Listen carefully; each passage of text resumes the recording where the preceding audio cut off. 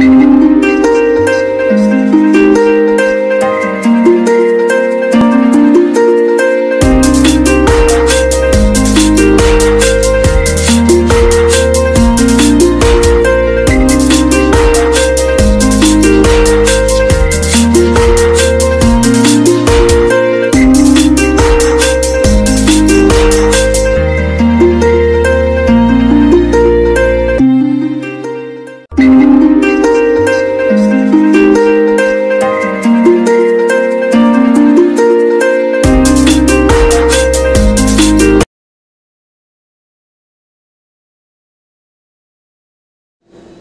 Friends, आज का हमारा टॉपिक है 1833 का चार्टर अधिनियम।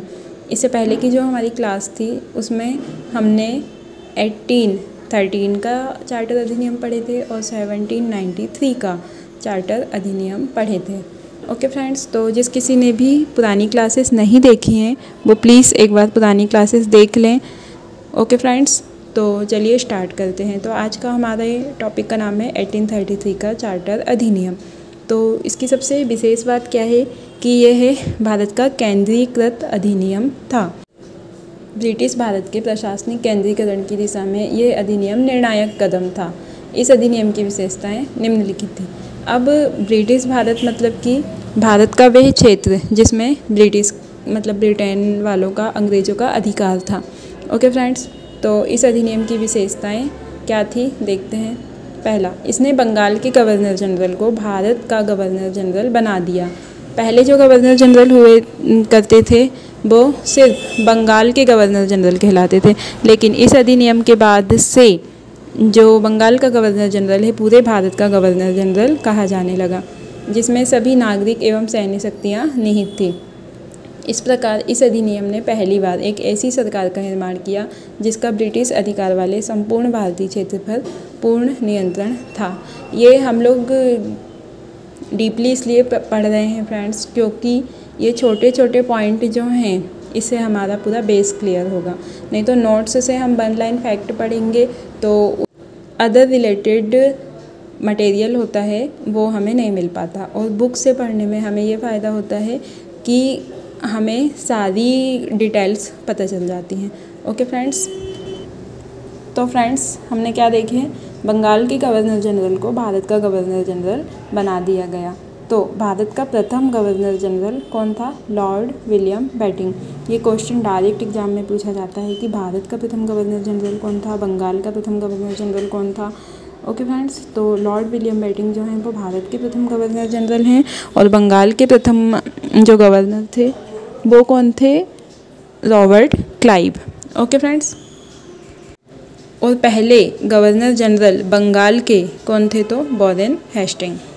फ्रेंड्स, नेक्स्ट पॉइंट देखते हैं हमारा कि इस एक्ट में क्या हुआ, मद्रास और बम्बई के गवर्नर को विधायी शक्ति से वंचित कर दिया गया, और जो भारत का गवर्नर जनरल था वो पूरे ब्रिटिश भारत में विधायिका के असीमित अधिकार प्रदान कर दिए गए। इसके अंतर्गत पहले बनाए गए कानूनों को नियामक कानून कहा गया और नए कानून के तहत बने कानूनों को अधिनियम कहा गया। ओके फ्रेंड्स, मतलब इस अधिनियम में पूरा जो प्रशासन है उसका केंद्रीकरण कर दिया गया था। फ्रेंड्स, यहाँ पे जो विधायिका शब्द लिखा है, विधायिका का मतलब होता है संसद, और संसद किस किस से मिलकर बनती है? तो लोकसभा, राज्यसभा और राष्ट्रपति। और लोकसभा को क्या कहते हैं? निम्न सदन। राज्यसभा को कहते हैं उच्च सदन। संसद किस आर्टिकल में है? तो 79 में। राज्यसभा किस आर्टिकल में है? 80 में। और लोकसभा किस आर्टिकल में है? 81 में। तो फ्रेंड्स, हम लोग जब संसद वाला टॉपिक पढ़ेंगे तो इसे डीपली एक बार और अच्छे से पढ़ लेंगे। ओके फ्रेंड्स, अब हमारा देखते हैं नेक्स्ट पॉइंट क्या है। फ्रेंड्स, आप लोग अच्छे से वन लाइन फैक्ट के जैसे इनके नोट्स बना लीजिए। ओके, नेक्स्ट पॉइंट क्या है? ईस्ट इंडिया कंपनी की एक व्यापारिक निकाय के रूप में की जाने वाली गतिविधियों को समाप्त कर दिया गया। मतलब अब ईस्ट इंडिया व्यापारिक निकाय के रूप में काम नहीं करेगी, अब ये पूर्ण रूप से प्रशासनिक निकाय बन गई। इसके अंतर्गत कंपनी के अधिकार वाले क्षेत्र ब्रिटिश राजशाही और उसके उत्तराधिकारियों के नियंत्रण में आ गए थे। मतलब कंपनी ने जितने भी क्षेत्रों में अधिकार करके रखा था वो सब किसके अंतर्गत आ गए थे? ब्रिटिश राजशाही और उसके उत्तराधिकारियों के नियंत्रण में, मतलब ब्रिटेन की महारानी और सम्राट के नियंत्रण में। फ्रेंड्स, इसी एक्ट का एक मोस्ट इम्पोर्टेंट पॉइंट है कि चार्टर एक्ट 1833 ने सिविल सेवकों के चयन के लिए खुली प्रतियोगिता का आयोजन प्रारंभ करने का प्रयास किया। और इस अधिनियम की धारा 87 में यह वर्णित किया गया कि रंग, जाति तथा धर्म के आधार पर कंपनी की सेवा से भारतीयों को किसी भी पद, कार्यालय और रोजगार को प्राप्त करने से वंचित नहीं किया जाएगा।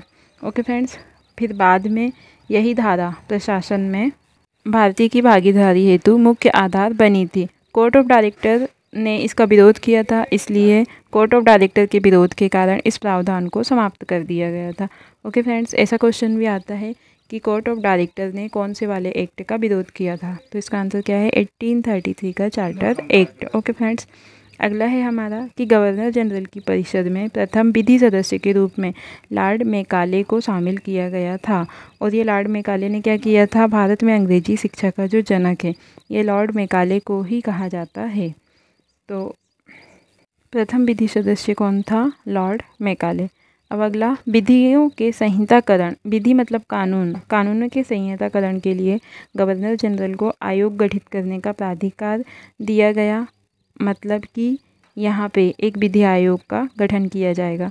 और 1834 में लॉर्ड मैकाले की अध्यक्षता में 4 सदस्यीय विधि आयोग का गठन किया गया था। ओके फ्रेंड्स, तो ये क्वेश्चन डायरेक्ट ही आप लोग याद करना कि विधि आयोग का गठन किस एक्ट के तहत किया गया था, तो इसका आंसर क्या हो जाएगा? 1833 का चार्टर एक्ट। ओके फ्रेंड्स, अब यहाँ पे एक फैक्ट और है कि जो लॉर्ड मैकाले है उसे परिषद की बैठक में भाग लेने का अधिकार तो था, लेकिन मतदान करने का अधिकार उसे नहीं था। इसे भी आप लोग याद रखिएगा।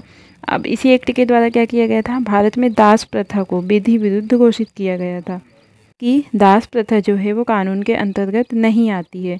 ओके फ्रेंड्स, 1843 में दास प्रथा को समाप्त कर दिया गया था। तो ये जो एक्ट हैं 1833 से लेके 1853 के बीच का जो समय है, इसमें पूरे नियम 1833 के एक्ट के लागू होते हैं। अब यहाँ पे 1843 है, तो इसका मतलब क्या है कि 1833 के जो एक्ट हैं वो 20 वर्षों तक के लिए थे। मतलब कि 1833 से लेकर 1853 तक के लिए। ओके फ्रेंड्स, ये जो एक्ट था फ्रेंड्स 1853 का चार्टर अधिनियम, ये है चार्टर अधिनियम की श्रृंखला में अंतिम चार्टर अधिनियम था। मैंने आपको बताया था कि जो 1793 वाला एक्ट था वो पहला चार्टर अधिनियम था, और अंतिम चार्टर अधिनियम कौन सा है? 1853 का चार्टर अधिनियम। फिर इसी में नेक्स्ट पॉइंट क्या है? इस अधिनियम के द्वारा गवर्नर जनरल की परिषद के विधायी कार्यों को प्रशासनिक कार्यों से पृथक करने की व्यवस्था की गई थी।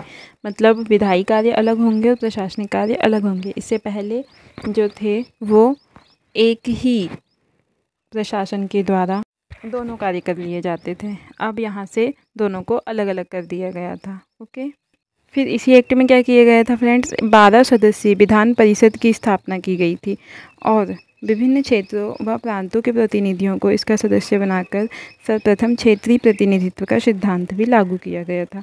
और परिषद की इस शाखा ने छोटी संसद की तरह कार्य किया था। आप लोग आपके अकॉर्डिंग छोटे छोटे फैक्ट बनाकर नोट्स बना लीजिए और इसे समझकर फिर याद कर लीजिए। ओके फ्रेंड्स, और इससे रिलेटेड जो भी प्रश्न हो तो उसे कमेंट बॉक्स पे टाइप कीजिए। इस एक्ट का नेक्स्ट पॉइंट क्या है? गवर्नर जनरल की परिषद में 6 नए जो सदस्य जोड़े गए थे, उसमें से 4 का चुनाव बंगाल, मद्रास, बम्बई और आगरा की स्थानीय प्रांतीय सरकार द्वारा किया जाता था। और विधान परिषद का मुख्य कार्य क्या था? देश के लिए विधि बनाना था। इस विधि को अधिनियम बनने के लिए गवर्नर जनरल की अनुमति आवश्यक थी, और गवर्नर जनरल वीटो की शक्ति का प्रयोग भी कर सकता था। ओके फ्रेंड्स, इस अधिनियम के और प्रावधान क्या क्या थे? बंगाल के प्रशासनिक कार्यों के लिए एक पृथक लेफ्टिनेंट गवर्नर बनाया गया। विधि सदस्य को गवर्नर जनरल की परिषद का पूर्ण सदस्य बना दिया गया था। और कंपनी के महत्वपूर्ण पदों पर नियुक्ति के लिए सीधी भर्ती के स्थान पर प्रतियोगिता परीक्षा का आधार बनाया, मतलब प्रतियोगिता परीक्षाओं को आधार बनाया गया था। ओके फ्रेंड्स, तो ये थे हमारे 1833 का चार्टर अधिनियम और 1853 का चार्टर अधिनियम। इसके बाद जो हम लोग पढ़ेंगे वो 1858 का अधिनियम पढ़ेंगे। ओके फ्रेंड्स, तो मिलते हैं नेक्स्ट वीडियो में। हमारे चैनल को लाइक कीजिए, शेयर कीजिए और सब्सक्राइब कीजिए। Thank you for watching. Thank you.